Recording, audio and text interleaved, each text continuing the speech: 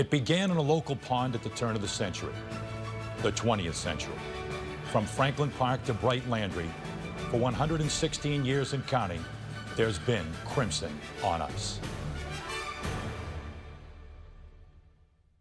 1,400 wins, 40 All-American selections, 24 Olympians, and the original 1960 Miracle on Ice. 4 Hobie Baker winners, including the only brothers so honored. 11 Beanpot titles, beginning with the inaugural in 1952. 23 Ivy League titles, 14 ECAC hockey regular season titles, the Cleary Cup, 10 ECAC hockey tournament titles, 24 NCAA tournament appearances, 13 Frozen Fours, the 1989 NCAA championship on the goal in overtime. A tradition of excellence. This is Harvard hockey.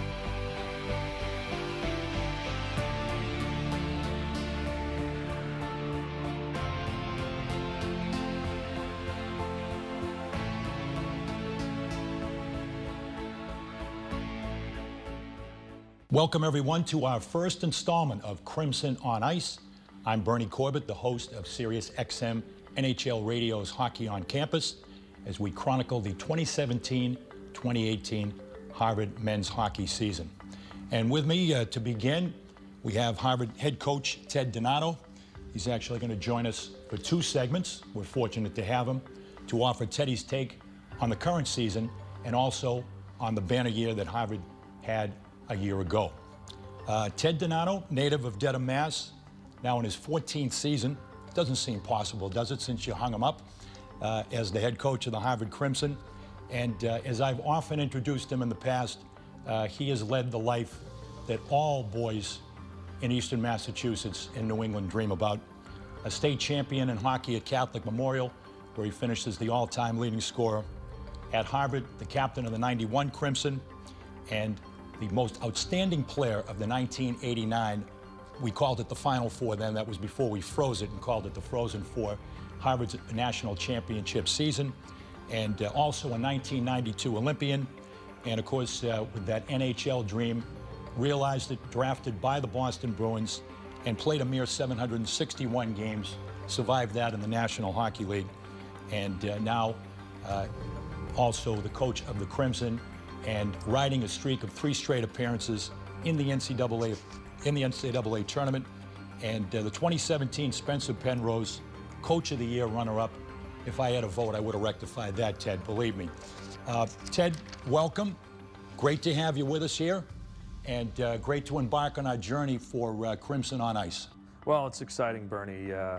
I get excited anytime I talk about Harvard hockey, and there's a lot of great things going on, and it's always great to talk about the high-quality kids that we have in the program. Well, you had some high-quality kids a year ago, and if you don't mind, we'll go down memory lane to the not-so-distant past and reminisce a little bit. The achievements were estimable for the Crimson a year ago. 28-6-2 overall record, only surpassed by your 1989 national championship team for total wins in a season for the Crimson. That team had won 31. But as they say now, you checked a lot of boxes a year ago. Ivy League champions, Beanpot champions for the first time since 1993, ECAC regular season champions, which is pretty special because you win something called the Cleary Cup, which I know is near and dear to your heart. ECAC tournament champions winning the Whitelaw Cup, NCAA East regional champions, which allowed you to advance to the Frozen Four, and a true home ice advantage at Bright Landry, 13-0-2 and unbeaten at home, and all the way to the NCAA Frozen Four and the semifinal, the heartbreak of that semifinal at the United Center, the 2-1 loss in the final seconds. So just short of achieving really all the goals that you set out at the beginning of the season, and a big part of that was, I'm going to call them your magnificent 7 seniors that led the charge for you a year ago. Yeah, it was a special group, and certainly led by that senior class. I think you know, when you're able to put it together some streaks like we did, you know, you really need a consistent effort and a great core leadership group, and we certainly had that. Some great seniors, 2 captains, and Alexander Kerfoot, and Devin Tringali did an amazing job, and it was a fun ride. It was, you know, it's always difficult to, you know, to keep advancing at this level, and to win the Bean Pot, which we haven't won in such a long time, and to continue with the Ivy League championship and the ECAC championship, and then to advance in the NCAA tournament. We're all great, and you know, probably the most enjoyable part of it was you know, was the group we got to do it with. An amazing group, both on and off the ice, real leaders in the classroom and in the community as far as charitable work. So there was so much to be proud of with that group. Last season, you knew coming in, you had that core group of 7 seniors, which, as we both know as veteran observers and participants in college hockey, it's difficult to keep a core group of that number intact. When did you really have a feel for the identity of this team, that it could really be a special year for you and the Crimson? You know, we added some pieces last year, and you know, our senior group got that taste of winning, and wanted to take it another step further, and they did. And I think you know, it started the day we got eliminated the year before, and you know, I believe there's a culture here that is healthy and aggressive as far as you know, how the guys want to measure themselves, and it's not just on the ice, but it's off the ice, and you know, I think that's important for us having success at a place like Harvard. We'll take a break and come back to spend time with Teddy, as Harvard head coach Ted Donato offers his insight on his team's first semester performance. Next on Crimson on Ice. So you're doing your best to fight breakouts by cleansing your face every night. But what about the invisible gunk that's still in your pores? The dirt, oil, and makeup residue that's trapped deep down. You need a deep clean to get at that hidden stuff, and your hands or a washcloth just won't cut it. Luckily, Proactiv has a new device that goes beyond basic cleaning to really unclog your pores. It's their all-new pore cleansing brush. This cool little brush has bristles infused with charcoal, which is known to draw out impurities like a magnet. The new charcoal brush, it feels like it's getting in there deeper to get out all the makeup and oils from the day. And, are you ready for this? The brush comes as a free gift with each new order of Proactiv MD. Proactiv MD is different. It includes a full prescription-strength retinoid that you could only get from a doctor until now. This retinoid penetrates deep to stop acne at the cellular level and keeps breakouts from coming back. Proactiv MD is fast, easy to use, and it works. It's shocking that my face is almost perfect. Proactiv MD changed my life. It gave me great results. It's just amazing. Sold separately, the new Proactiv MD 3-piece system costs $45. But get it here and you'll only pay $19.95. That's more than half off. Plus, you get the brush, a $55 value free. I am obsessed with this charcoal brush. The fact that you get it for free, that blows my mind. Hurry to Proactiv.com or call 1-800-602-7071. Proactiv MD comes with Proactiv's famous Clear Skin Guarantee. Try it for 60 days, and if you don't see a really great transformation in your skin, get your money back. But keep the brush as a thanks from Proactiv. You have nothing to lose. You're either going to get clear skin or you'll have your money back. All this, a $100 value for just $19.95? Call 1-800-602-7071 or hit Proactiv.com now. Welcome back to Crimson on Ice as we go inside Harvard hockey's first semester with Harvard coach Ted Donato. It's our time with Teddy.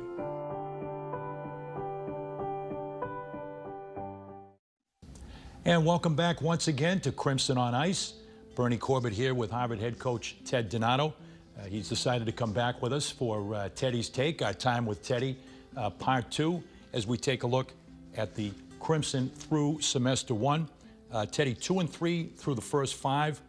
Next up was a road trip to hockey country, 2 at the University of Minnesota.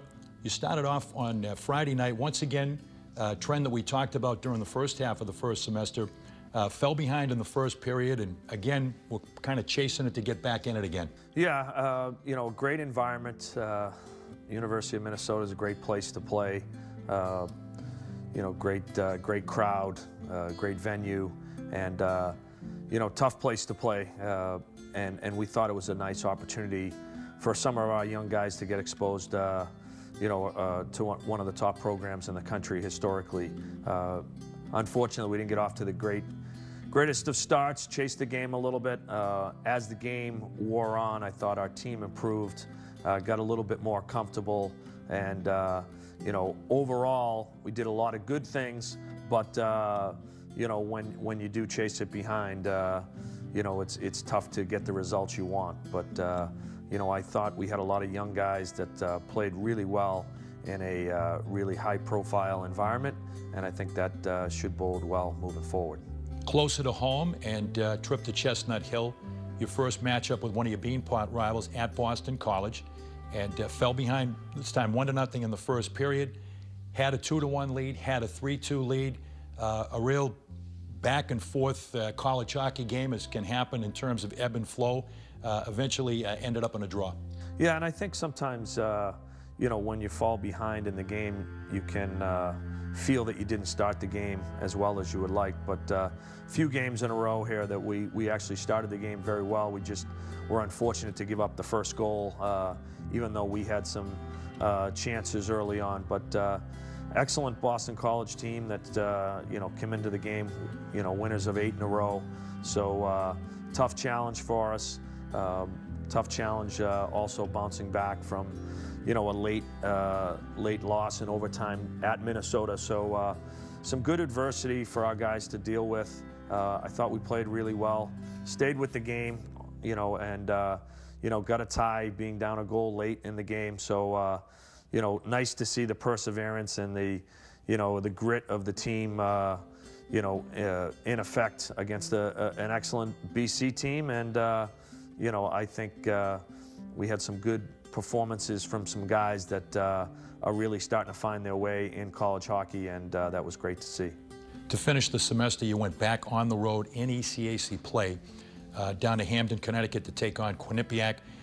Once again, as we mentioned before, this is, I think, one of the budding rivalries, not just in the ECAC, but in all of college hockey. You've had some battles with Quinnipiac in recent years. Yeah, well, we've played Quinnipiac, in the ECAC championship or in the Final Four of the ECAC in a number of years now. So, they've been a top program, and that's something that we like to think we are as well. And so it's led to some great games, and they've been particularly tough at home, and it was a good challenge for us. Obviously, with the end of the semester and finals looming, we really wanted to make sure, that we played well and ended the first portion of our season in the right way. And I thought we came out with an excellent effort against a very good Quinnipiac team. Then I know that long-standing, going back to you as a player, you become accustomed to at Harvard is everybody has a tendency to circle that H on the schedule. Yeah, and I think that's something we're proud of. I think Harvard has such a great reputation in so many areas, and we like to think that not only we have great students, but we also have great hockey players and guys that can manage both things at a really high level. And we love the fact that when we go on the road, we get great crowds and teams get excited to play, and that's been a little bit of the result of the recent success, and certainly the result of the tradition of the program and the history of success the program's had over so many years. And if you could have picked a way to finish the first semester, and you got college hockey, you got a long time to think about those games at the end of the first semester. Once again, finished it up with a solid effort, grabbed a 2-0 lead the next night at Princeton. I would have liked to have been the trainer with the heart monitor on. You must have felt completely different to Coach Donato on the bench to be up 2-0 after the first period. Yeah, I think the challenge for us was the last game going into break. We knew we were going to have a few weeks off. We started our reading period and into exams, so it was our last chance to get some points on the board in the ECAC, obviously in the Ivy, and this is a Princeton team that has got a lot of offensive firepower this year, and a team that a lot of people feel is going to be one of the top teams in the ECAC. So, good challenge for us on the road. An excellent crowd that night, and I thought our guys came out and really played as well as we have all year in the first period, controlled the puck down low, were able to get the lead, but more importantly, I thought we controlled the tempo of play and really where the game was played, which are things that we've been working on as a group, and I think we showed some great progress on that night. Ted, thanks very much for your time. We appreciate our time with Teddy here on Crimson on Ice, and we will be back with more.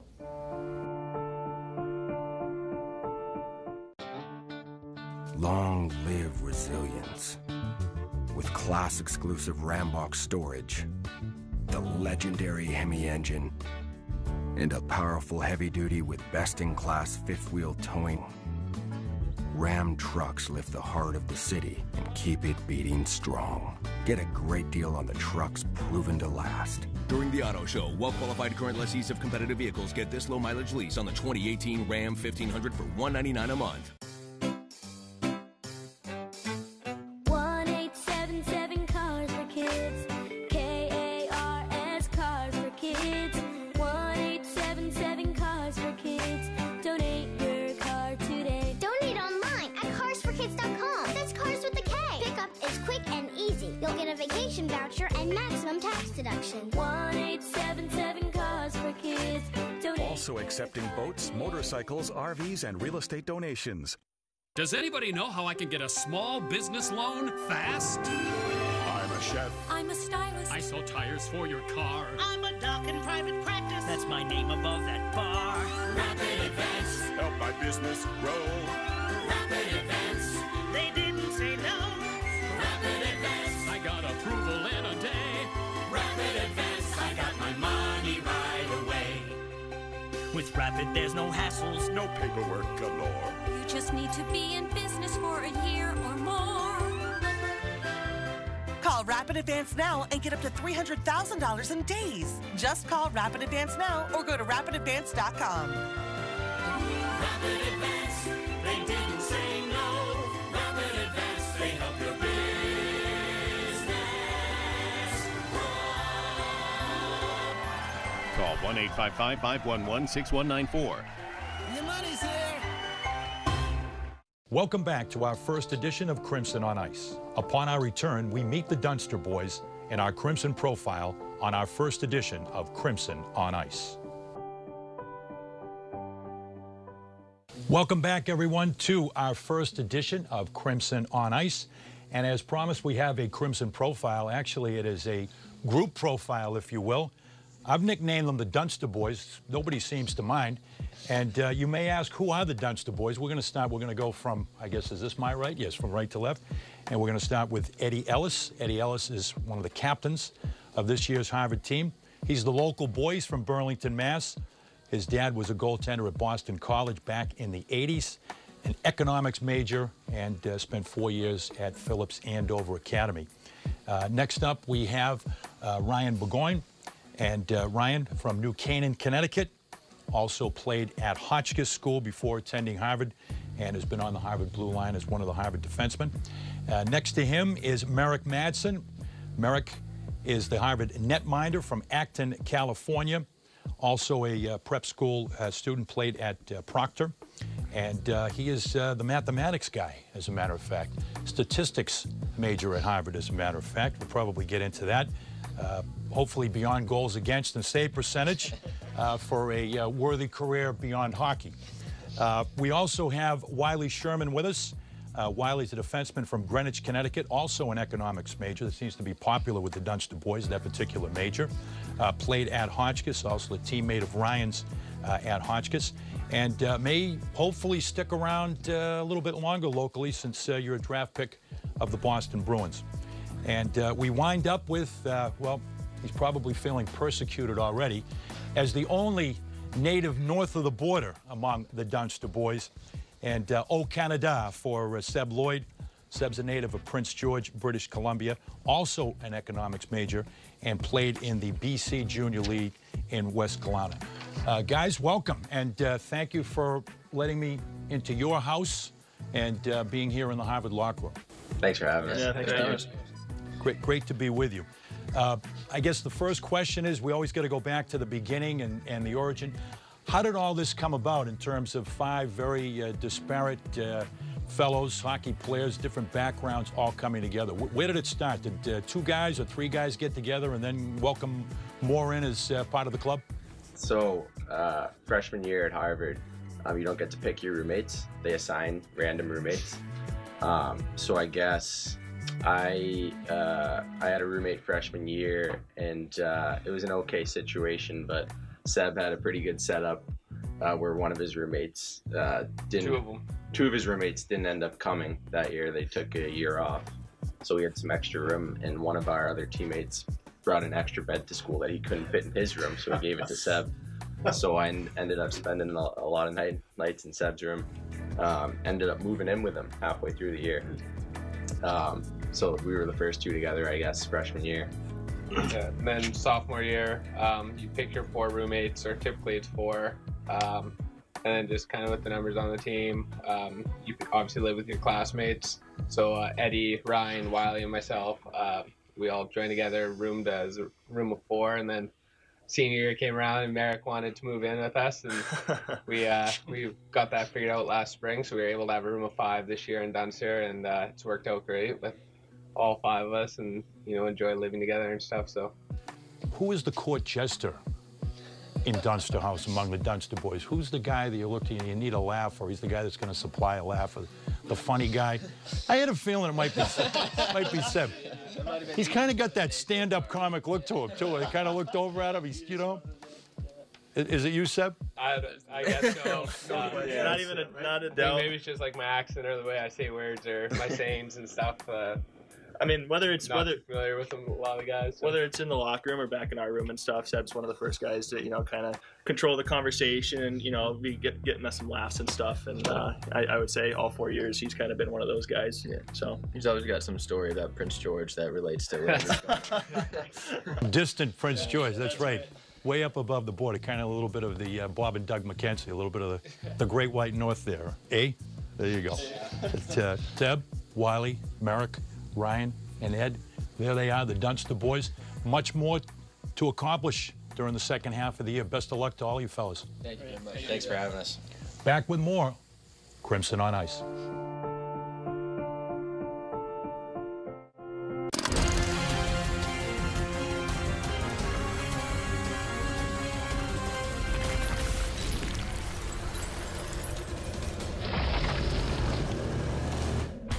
Hey, UV baits have become real popular with ice anglers in recent years because they catch fish.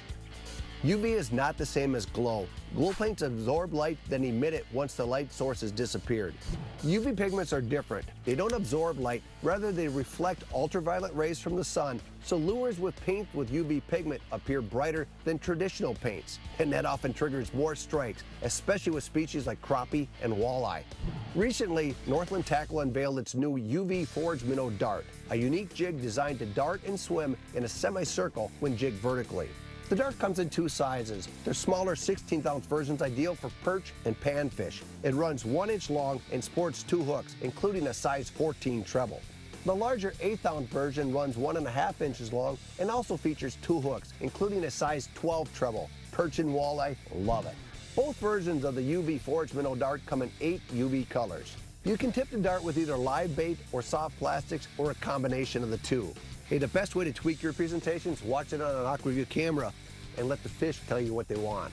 The dart's a versatile jig that works well in shallow water and deep, and hookup ratios are solid. Stone Cold Fishing, hot techniques, products, and tips for hardwater hardcores. The all-new Yamaha Wolverine X4 offers 4 times the proven off-road capability, 4 times the comfort, and 4 times the confidence to deliver 4 times the excitement on your next outdoor adventure. Sometimes you have to approach things differently. Fraybill side step, twin side doors, no more stepping over holes or gear. Vertical front wall, more headroom, more fishable space. Fraybill, trusted gear since 1938. Upon our return, we joined Harvard junior forward and recently named 2018 U.S. Olympian Ryan Donato on our first edition of Crimson on Ice. Welcome back, everyone, to our first edition of Crimson on Ice. Very pleased to have with us Harvard junior forward Ryan Donato. Ryan represented his country 2 years ago at the World Junior Tournament, winning bronze in Helsinki, and got the good news on New Year's Day officially that he'll be representing the United States again, this time as a U.S. Olympian. Ryan, welcome. Great to have you with us. Thank you for having me. What was your reaction when it did become official that you will have an opportunity to put the red, white, and blue on and represent the U.S.? I think it was just a little bit overwhelming, actually. First, I wanted to tell my parents, obviously. They put all in the hard work, just like I did, driving me when I was younger to the practices and games, so I wanted to let them know first. And I think I was told to keep it on the down low and not really tell anybody until it was officially announced, so that was pretty hard. But now that it's kind of announced, it's really exciting. I can't wait to go. Looking at this Olympic roster and the guys that'll be your teammates, you've got a lot of older guys, obviously, because of the circumstances and the criteria. But there are some guys that you have some familiarity with in this team. Yeah, absolutely. I think there's guys, the college hockey guys, obviously, and some of the guys I played with during the summer that I kind of became familiar with, and they're all great guys. And I think they really did put together a team that can be really successful, and I can't wait to get started with them. And, of course, one other very proud Harvard graduate on the team, Noah Welch, local guy, Boston guy. In terms of the age discrepancy, it'll be like you're playing with your uncle. I know, it's crazy to think that my dad, I think it was his first or second year that he coached Noah, and I remember going to the rink as a little kid and watching him play. But to think that now we're on the same team for a tournament, it's really special. And of course, following in your father's footsteps, well, let's check the boxes so far. Played in the World Junior Tournament. Your dad did in 1988, obviously playing here at Harvard. And now an Olympian, as your father was representing the United States back in 1992, quarter century ago. Yeah, it's crazy. Honestly, it's a whirlwind experience so far, but I'm glad that I can kind of follow his footsteps and learn from his experiences. Ryan Donato, our guest here, Crimson on Ice, 2018 U.S. Olympic team. Best of luck to Ryan Donato and former Harvard defenseman Noah Welch, class of 2005, in South Korea at the 2018 Winter Olympic Games. The Crimson opened the second semester with a split at the Catamount Cup tournament in Burlington, Vermont, defeating the hosts for third place, and then claimed 5 of 6 points, returning to the ECAC race in the new year. Thank you for joining us on our first edition of Crimson on Ice. As the buzzer sounds, here's a look back to the story written so far this season by the Crimson on Ice. See you next time we drop the puck.